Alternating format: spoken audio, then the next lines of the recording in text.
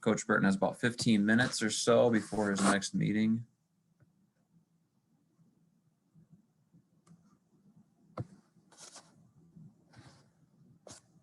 All right, there's Coach.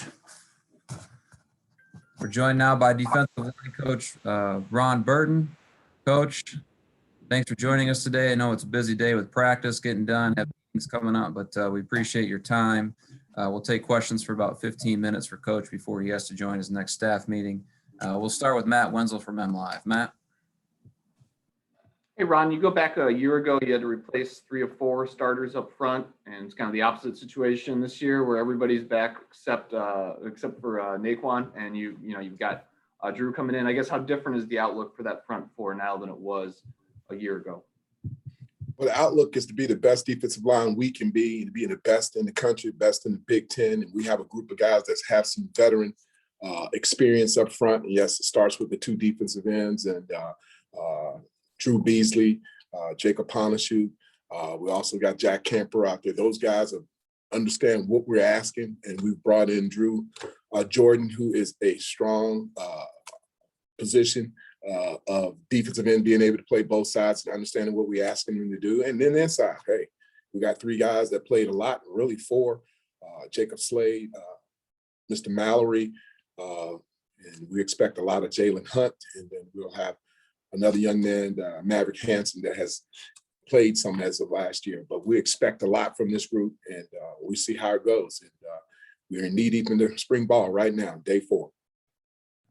And with Jacob being a guy who contributed immediately as a freshman and 3-year starter, I mean, when you bring a guy like that back for a 5th year, I mean, what's the expectation from him with all the snaps that he's played? Well, the expectations is for him to be a leader. The expectations, to understand the process and being able to help other guys around him. The experience should be shared, and by example, and by being able to coach those guys up. That's what we expect, and we expect him to be there to have some things that at the end of the year, that means that he had a great year, that the ability to play consistently up front would allow him to have some things that comes at the end of winning championships. So we shall see. Thanks, Ron. Our next question is from Lindsey Huddleston. Hey, Coach, good to see you again. It's spring again. We're 4 days in. You got some veterans, no doubt, but are there some principles that you always have to go back to around this time of year so the players don't get too far ahead of themselves? Everyone's excited to get back. We've had this COVID issue, but are there some kind of mainstay principles you got to always go back to that you learned that have helped you with these guys for the latter part of the season? Yes, the fundamentals. The ability to play with pad level, the use of your hands, guys understanding what's going on pre-snap, all those things, pre-snap reads, knowing where the back is, know what type of offensive line you're seeing in front of you, learning what's going on with the strengths and weaknesses of the teams you play against, the individual you play against. So you go back to the principles of the fundamentals, the footwork, the hands, the movement. And those things are more important in playing with power consistently. Right. And just as a quick follow-up, the social media age, I just got to ask, from when you started in this role to now, have you seen any kind of influence that social media has played, good, bad, or indifferent, with you coaching up these guys? Well, it's always reinforcement, more importantly, with the social media, and it still goes back to the simple ways of playing the game. And the complex stuff stays out. It's the ABCs of the things that I see on social media that's really helps reaffirm on what we're doing. We've got a lot of great coaches out there, and you keep it simple up front and understand what's important. And the most important thing is being able to play with your hands, use your feet, and play with pad level, and being aggressive in what you're doing and being repetitive with that in a stressful situation. That's what we need to see. And social media can play a good part and a bad part in that. So, but we try to get back down to the groundwork and work from there. The film does not lie. The film doesn't lie. I appreciate that, Coach. Thank you.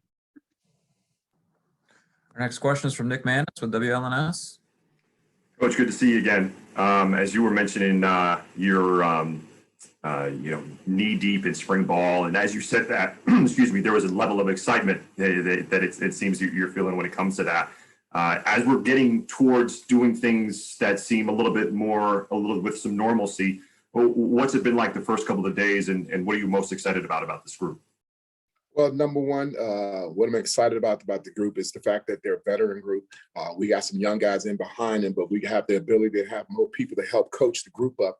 And that's what's exciting from the defensive end position with 3 seniors, 4 seniors up front to the defensive tackles inside. We have other people other than myself with great examples who have been through the wars and what Coach Tucker wants, being able to play with pad level, being able to motivate, okay, being able to understand that it has to be done on a daily basis, on every play basis, and being consistent with it. And that's what we like about this group and being in the veteran group. A quick little follow-up, as you were saying, not just you, but other guys being, examples. Is it knowing that we're not able to be there with you guys during practices? Are you getting in there as usual and putting your hands on the guys and having some fun with that during practices? There's no doubt about that. I always want to play with power and how you use your hands. It takes hands to make where you want to happen up front and the ability to use your feet. But yes, we try to be as aggressive and being able to be an example up front.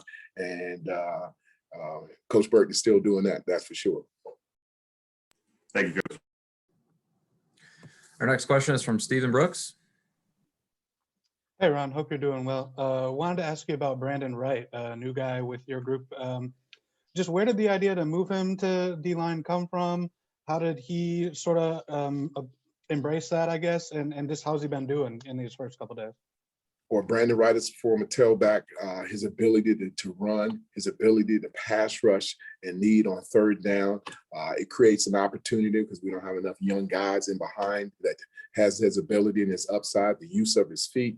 And just like a running back, being able to use proper footwork to get to the quarterback. We think he has a lot of upside in that, and he's embraced that this spring. And he's taken it one day at a time, but he's definitely flashed already in the pass rushing situations. And we're glad we have him on our side of the ball.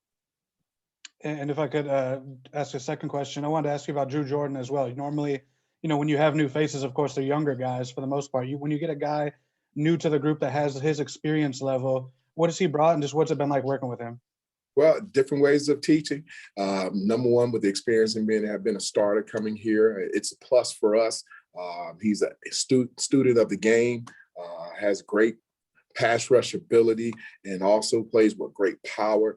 And just being a great example to the young guys up front and what he's done and how he's been coached at other places. And that helps improve and reaffirm what we're teaching here too. So he has been a pleasure on and off the field.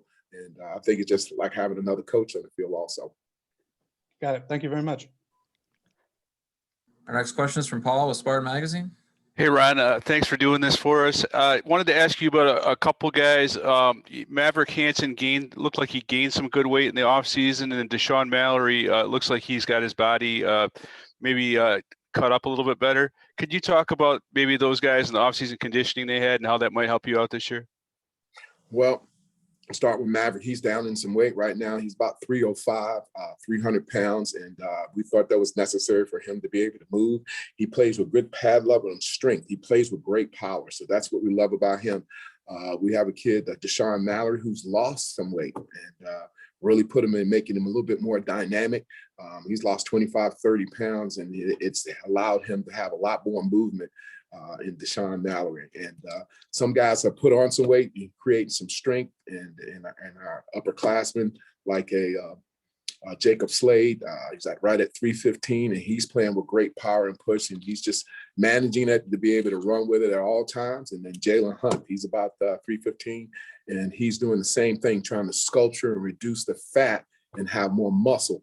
And our strength and conditioning has allowed that to happen, and really our nutritionist has allowed to see the fruits of that labor already with those guys being able to play with great strength and pad level, but they're reducing their body fat through this system, and it's been great. And then as a quick follow-up, if I could, you had a big group of redshirt freshmen this year from last year. Have you seen any flashes from anybody? Can you talk about some of the progress maybe some of those young guys have made? Well, we got guys that are trying to flash right now. One of the big ones is Simeon Barrow and the pass rush part of it. He's very aggressive. He gets off from the ball. He just has a tendency to understand that he has to play his gap, but pass rush wise, he has flashed in that. And two young guys, Kyle King and Chris Mayfield, two guys that are on the rise, but they're still learning the system and going from there. So they still work in progress. Thanks, Ron. I appreciate it. Our next question, we'll go back to Matt with MLive. Hey, Ron, you mentioned a couple of guys pass rush wise. I was wondering, with losing the guys you lost before last season, the sacks went down. Mello talked about it the other day. He talked about, needing to bring pressure with the four guys. I was wondering if you have like the season you had and you can get a full spring, how much do you think increasing pass rush would be somewhat being able to install what you wanted to install, or is it more just developing, personal, the guys, the personnel you have, the roster? Number one, being able to install where we want to start, but still go back to the basics of, being able to play fundamental pass rush, being able to use your hands consistently, developing your first and your second move, and having a spring and is allowing us to do that. And we have guys that have a great first move, but they're working on their second move right now. Jacob Planishuk, who uses his hands tremendously well. Drew Beasley, who plays with great power inside and out. They're developing that second move now that's going to allow us to gain in more sacks and the ability to carry it over by having a spring ball and then having a summer prior to going into the fall. So no doubt about that. We expect that to improve, and it starts with the great fundamentals in our pass rush ability. You mentioned Jalen Hunt. He missed the last, I can't remember how many games last year with what appeared to be an injury. Has he been ready to go, full go and practice and all that He stuff? has not missed a rep. He's going very dynamic in his pass rush also. And I apologize for not mentioning his name, Jalen Hunt, but consistency is what he needs to be. He flashes all the time. And I tell you what, he has a great get off, and we want to utilize that as much as possible, being disruptive. So keep understanding that the use of his hands as well as his feet will allow him to be more productive in pass rush and in the run game. Thank you. We have another question from Stephen Brooks with 24/7 Sports. Sure. Hey, Ron, just before you go, I wanted to ask you about Drew Beasley with a guy with his experience when he decides he's coming back again. What are sort of those next steps for him? I mean, what can he still improve on? What do you still want to see from him going into this? I think it's 6th year for him. No doubt, it's Coach Beasley to us, that's for sure. But being able to play both inside and out, and being a positive guy in the room, he is a true leader up front. And what we're asking him to do, and coming back for a 6th year, allows him to improve his pass rush inside and out. As you can tell, we use him both in both places, and I think that's something that he wants to continue to make his craft better by utilizing a little bit more speed and power, because he plays with awesome power up front. But I tell you what, he does a great job of retaining and improving himself all the time. But what I see just from watching him is his ability to coach everyone else up, his ability to improve and help each and everyone around him. That's what I love about Drew Beasley. And I think he's going to improve as just his consistency in pass rush, but also in first and second down. Great. Thank you. Try to get a couple more in here. We'll go to Rainer Saban with the Detroit Free Press. Hey, Ron. Mel seems to be looking for to build the team from the inside out. How much, is that emphasized, I guess, in recruiting and also just in meetings that you have across the team? No doubt, inside out, from the defensive end to the defensive tackle position, we want to get as long as possible. We want to be as long as we can as far as height and weight and the ability to prove in our strength. But that's where your football team starts, down the middle. And we're definitely putting the emphasis on that as we bring our freshman class in. But the guys that are here right now are the key to what we're going to do in the fall, and that's for sure.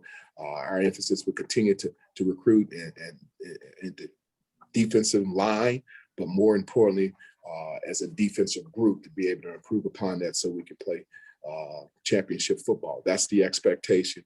Coach Tucker expects us to do that, to teach and motivate, okay?